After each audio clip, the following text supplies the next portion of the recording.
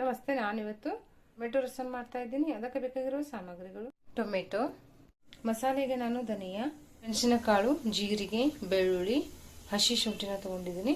ಹಸಿ ಶುಂಠಿ ಬೆಳ್ಳುಳ್ಳಿ ಬಿಟ್ಟು ಧನಿಯಾ ಮತ್ತು ಮೆಣಸಿನಕಾಳು ಜೀರಿಗೆನ ಫ್ರೈ ಮಾಡ್ಕೋಬೇಕು. ಸ್ವಲ್ಪ ಬಿಸಿ ಮಾಡ್ಕೊಂಡು ಪೌಡ್ರ್ ಮಾಡ್ಕೋಬೇಕಾಗುತ್ತೆ. ಬಿಸಿ ಮಾಡ್ಕೊಂಡ್ರೆ ಸ್ವಲ್ಪ ಬೇಗ ಪೌಡ್ರ್ ಆಗುತ್ತಲ್ಲ. ಇದು ಸ್ವಲ್ಪ ಕೊತ್ತಂಬರಿ ಸೊಪ್ಪು, ಒಂದು ಹಸಿ ಮೆಣಸಿನಕಾಯಿನ ತಗೊಂಡಿದ್ದೀನಿ.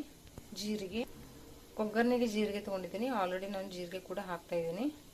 ಸಾಸಿವೆ, ಕರಿಬೇವಿನ ಸೊಪ್ಪು, ಚಿಲ್ಲಿ ಪೌಡರ್, ಉಪ್ಪು, ಅರಿಶಿನ ಪೌಡರ್, ಮೆಂತೆ ಮತ್ತು ಇಂಗು. ಮೆಂತೆನ ಸ್ವಲ್ಪ ಹಾಕ್ತಾ ಇದ್ದೀನಿ ರುಚಿಗೋಸ್ಕರ. ನಾನು ಕ್ವಾಂಟಿಟಿ ಕೂಡ ಕಡಿಮೆನೆ ಮಾಡ್ತಾ ಇದ್ದೀನಿ. ರಸಮ್ಮು ಇಬ್ಬರಿಗೆ ಆಗುವಷ್ಟು ಮಾಡ್ತಾ ಇದ್ದೀನಿ. ಹೀಗಾಗಿ ಎಲ್ಲ ಸ್ವಲ್ಪನೇ ತಗೊಂಡಿದ್ದೀನಿ. ಹುಣಸೆಹಣ್ಣು ನೆನೆ ಇಟ್ಕೊಂಡಿದ್ದೀನಿ.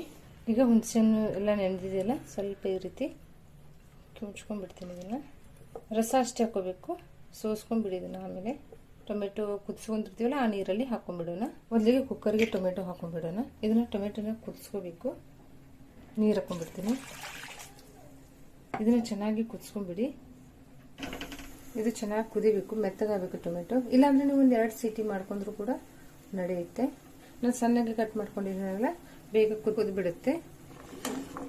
ನೋಡಿ, ಟೊಮೆಟೊ ಕೂಡ ಚೆನ್ನಾಗಿ ಕುದ್ದಿದೆ. ಇದನ್ನು ತೆಗೆದು ಬಿಡ್ತೀನಿ. ಎಣ್ಣೆ ಹಾಕೋಬೇಡಿ, ಡ್ರೈ ಫ್ರೈ ಮಾಡ್ಕೊಳ್ಳಿ, ಅಂದರೆ ಪೌಡ್ರ್ ಮಾಡ್ಕೋಬೇಕು ನಾವು. ಆ್ಯಕ್ಚುಲಿ ಇದು ತುಂಬಾ ಚೆನ್ನಾಗಿರುತ್ತೆ ಈ ರಸಮು. ಒಂದ್ಸರಿ ಮಾಡಿ ನೋಡಿ ನೀವು. ನಾನಿಲ್ಲಿ ಧನಿಯಾನ 1 ಟೀ ಸ್ಪೂನ್ದಷ್ಟು ತೊಗೊಂಡಿದ್ದೀನಿ ಮತ್ತು ಜೀರಿಗೆ ಮತ್ತು ಮೆಣಸಿನಕಾಳನ್ನ ಅರ್ಧ ಟೀ ಸ್ಪೂನ್ದಷ್ಟು ತೊಗೊಂಡಿದ್ದೀನಿ. ನೀವು ಜೀರಿಗೆ ಮತ್ತು ಮೆಣಸಿನಕಾಳು ಈಕ್ವಲ್ ತೊಗೋಬೇಕು. ಈಗ ಫ್ರೈ ಮಾಡ್ಕೊಳ್ಳೋಣ. 3 ಒಟ್ಟಿಗೆ ಹಾಕೊಂಡ್ಬಿಡ್ತೀನಿ. ಸ್ವಲ್ಪ ಬಿಸಿ ಆದರೆ ಸಾಕು, ತುಂಬ ಕೆಂಪು ಬೇಡ. ಕೋಲ್ಡ್ ಇದೆಯಲ್ಲ, ಮೆತ್ತಗಾಗಿರಬಾರ್ದು ಅಂತ ಹೇಳಿ ಧನಿಯಾ ಸ್ವಲ್ಪ ಬೇಗ ಮೆತ್ತಗಾಗೋದಿಲ್ಲ. ನೋಡಿ, ಇಷ್ಟೇ ಬಂದ್ ಮಾಡ್ಕೊಂಡ್ಬಿಡ್ತೀನಿ. ಸ್ವಲ್ಪ ಬಿಸಿ ಆದರೆ ಸಾಕು ನಮಗೆ, ಜಾಸ್ತಿ ಏನು ಬೇಡ. ನೀವು ಮಸಾಲೆನ ಮಿಕ್ಸಿಯಲ್ಲಿ ಕೂಡ ಹಾಕೋಬಹುದು, ಇಲ್ಲ ಅಂದರೆ ಈ ರೀತಿ ಕಲ್ಲಲ್ಲಿ ಪುಟ್ಟಾಣಿ ಅಥವಾ ಏನಾದರೂ ಇದ್ರೆ ಅದರಲ್ಲಿ ಕೂಡ ಕುಟ್ಕೋಬಹುದು. ಇಲ್ಲಾಂದ್ರೆ ಮಿಕ್ಸಿಗೆ ಹಾಕೊಂಡ್ಬಿಡಿ, ನಡೆಯುತ್ತೆ. ನಾನು ಇದರಲ್ಲೇ ಕೊಡ್ತೀನಿ. ಸ್ವಲ್ಪ ಕಲ್ಲಲ್ಲಿ ಕೊಟ್ಟಿದ್ರೆ ರುಚಿ ಜಾಸ್ತಿ ಅಂತ ಹೇಳ್ತಾರಲ್ಲ. ನಿಮ್ಮ ಹತ್ರ ಧನಿಯಾ ಇರಲಿಲ್ಲ ಅಂದರೆ ಧನಿಯಾ ಪೌಡರ್ ಇದ್ರೂ ಕೂಡ ಅದನ್ನು ಕೂಡ ಸೇರಿಸ್ಕೋಬಹುದು.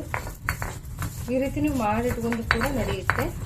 ಸ್ವಲ್ಪ ಬಿಸಿ ಮಾಡ್ಕೋಬೇಕು, ಇಲ್ಲಾಂದ್ರೆ ಬಿಸಿ ಮಾಡಿಕೊಂಡು ಪೌಡ್ರ್ ಮಾಡಿಟ್ಕೊಳ್ಳಿ. ಈಗ ಇದನ್ನು ತೆಗೆದುಬಿಡ್ತೀನಿ ನಾನು. ಇದು ಮಸಾಲೆ ರೆಡಿ ಆಗಿದೆ, ತಗೊಂಡ್ಬಿಡ್ತೀನಿ ಮಸಾಲೆನ. ಈಗ ಕಲ್ಲಲ್ಲಿ ನಾನು ಶುಂಠಿ ಮತ್ತು ಬೆಳ್ಳುಳ್ಳಿ ಕೂಡ ಹಾಕ್ತಾ ಇದ್ದೀನಿ. ಇದನ್ನು ಪೇಸ್ಟ್ ಥರ ಮಾಡ್ಕೊಬಿಡಿ, ಜಜ್ಕೊಂಡ್ಬಿಡಿ. ಸ್ವಲ್ಪ ಇದನ್ನು ಜಜ್ಕೊಂಡ್ಬಿಡ್ತೀನಿ, ತುಂಬ ಏನು ಸಣ್ಣ ಮಾಡಲ್ಲ. ನೋಡಿ ಈ ರೀತಿ ಆದರೆ ಸಾಕು. ಇದನ್ನು ಕೂಡ ತಗೊಂಡ್ಬಿಡ್ತೀನಿ. ಎಣ್ಣೆ ಹಾಕೊಂಡ್ಬಿಡೋಣ, ಸಾಸಿವೆ ಹಾಕೊಂಡ್ಬಿಡೋಣ. ಜೀರಿಗೆನ ಸ್ವಲ್ಪ ಸುಮ್ಮನೆ ಒಗ್ಗರಣೆಗೆ ಹಾಕೊಂಡ್ಬಿಡಿ. ಆಲ್ರೆಡಿ ನೀವು ಜೀರಿಗೆನ ಪೇಸ್ಟ್ ಮಾಡಿ ಹಾಕೊಂಡಿದ್ದೀವಿ. ಕರಿಬೇವಿನ ಸೊಪ್ಪು, ಶುಂಠಿ ಬೆಳ್ಳುಳ್ಳಿ ಹಾಕೊಂಡ್ಬಿಡಿ. ಹಸಿ ಮೆಣಸಿನ, ಇದು ಒಂದು ಕೆಂಪು ಮೆಣಸಿನಕಾಯಿನ ಹಾಕೊಂಡಿದ್ದೀನಿ.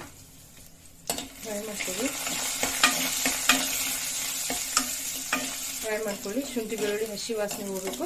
ತುಂಬ ಕೆಂಪು ಹೊಚ್ಕೊಂಡ್ಬಿಡ್ಬೇಡಿ, ಸ್ವಲ್ಪ ಹಸಿ ವಾಸನೆ ಹೋದರೆ ಸಾಕು. ಮೆಂತೆ ಮತ್ತು ಹಿಂಗೆ ಹಾಕ್ತಾ ಇದ್ದೀನಿ. ಮೆಂತೆ ಮೊದಲಿಗೆನೆ ಹಾಕೊಂಡ್ಬಿಡ್ತಾರೆ, ನಾನು ತುಂಬ ಕಹಿ ಬಿಡುತ್ತೆ ಅಂತ ಹೇಳಿ ಈಗ ಹಾಕ್ತಾ ಇದ್ದೀನಿ ಒಗ್ಗರಣೆಗೆ. ಸ್ವಲ್ಪ ಅರಿಶಿನ ಪೌಡರ್ ಹಾಕೊಂಡ್ಬಿಡಿ. ಮಸಾಲೆ ಮಾಡ್ಕೊಂಡಿರ್ತಾರಲ್ಲ ಹಾಕೊಂಡ್ಬಿಡಿ. ಸ್ವಲ್ಪ ಚಿಲ್ಲಿ ಪೌಡರ್, ಖಾರ ಅಂತ ಒಂದು ಹಸಿ ಮೆಣಸಿನಕಾಯಿ ಮತ್ತು ಒಂದು ಬ್ಯಾಡಗಿ ಮೆಣಸಿನಕಾಯಿ ಹಾಕಿದ್ದೀನಿ ಸುಮ್ಮನೆ ಒಗ್ಗರಣೆಗೆ ಅಂತ. ಟೊಮೆಟೊನ ಕುದಿಸ್ಕೊಂಡಿರ್ತಾರಲ್ಲ ಹಾಕೊಂಡ್ಬಿಡಿ. ಸ್ವಲ್ಪ ಕಿಂಚ್ ಹಾಕೊಳ್ಳಿ ಟೊಮೆಟೊನ. ಮೊಸರು ಕಟ್ತಿರಲ್ಲ ಕಡಗೋಲು, ಅದರಿಂದ ಸ್ವಲ್ಪ ಮುಗುಚ್ ಹಾಕೊಂಡ್ಬಿಡಿ. ಇನ್ನು ಹುಣಸೆ ಹಣ್ಣಿನ ರಸ ಹಾಕೊಂಡ್ಬಿಡ್ಬೇಕು. ಹುಳಿ ನೋಡ್ಕೊಂಡು ಹಾಕೊಳ್ಳಿ.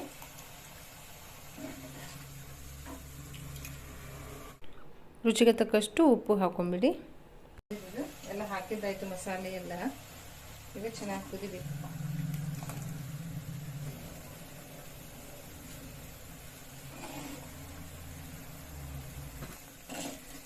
ನೋಡಿ, ಈಗ ಇದು ರೆಡಿ ಆಗಿದೆ.